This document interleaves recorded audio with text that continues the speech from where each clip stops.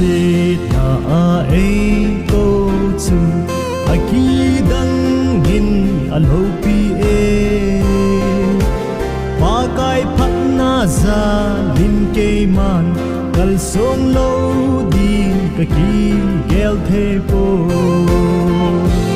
pa kai ngai lu na tu sim hi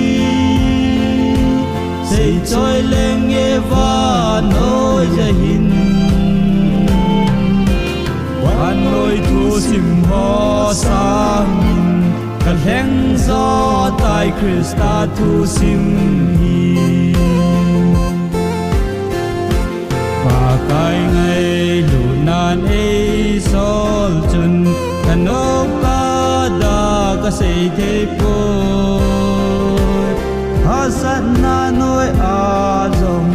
e pan tin te tia kinem chu ka hi pa kai ngai lu na tu sim hi sei choi leng e va noi ja hin wan noi tu sim ho sang kan heng zo tai Krista tu sim hi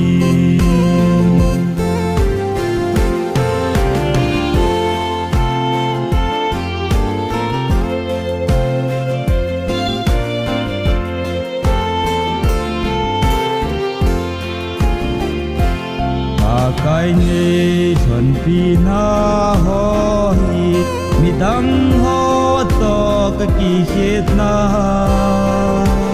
thing le le la sam pu min ke ma ka hung ki pan tai na na tong di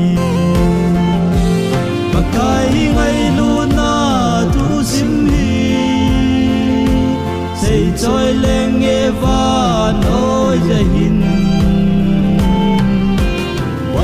noi tu sim ho sang kan heng zo tai Krista tu sim hi pa kai ngai lu na tu sim hi sei choi leng e va noi ja hin wan noi tu sim ho sang kan heng zo tai Krista tu sim hi